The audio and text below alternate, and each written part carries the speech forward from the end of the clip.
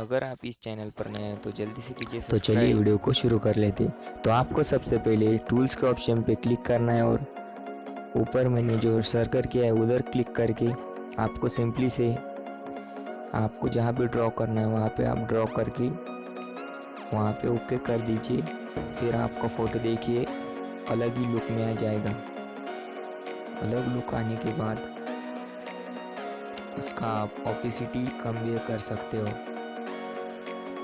Opacity कम करने के बाद आपको उसके हिसाब से सब कुछ सेटिंग को सही कर देना है और सेटिंग्स को फेड को थोड़ा सा कर देना है। सेटिंग बीटिंग सब को अच्छे से कर देने के बाद आपको सिंपली से आपको जैसा फ़ोटो अच्छा लग रहा है वहाँ पे ओके कर देना है। अगर आप इस चैनल पर नए हो तो जल्दी से वीडियो को लाइक कर दीजिए और सब्सक्राइब कर दीजिए चैनल को और पास में दिए गए बेल आइकन पर प्रेस करके उसे ऑल पर सेट कर दीजिए। और इस ऑप्शन में जाने के बाद आपको यहाँ पे DSLR जैसा ब्लर दिखने को मिलेगा जिससे कि आपके फ़ोटो में HD लुक आ सकता है। यह ट्रिक अगर आपको अच्छी लग रही हो तो जल्दी से इस वीडियो का आपको लाइक भी कर सकते हो।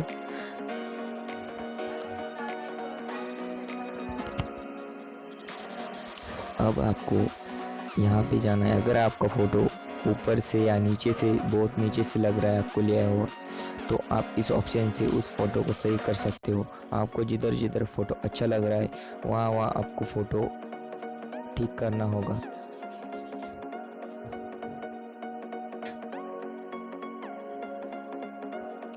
हमारे फ़ोटो में अब अच्छी लुक आ चुकी है।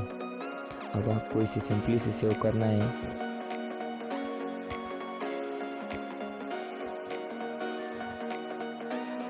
फ़ोटो को सेव करने के बाद आपको सिंपली से फिर से टूल में जाना है और रिसाइज पे क्लिक करके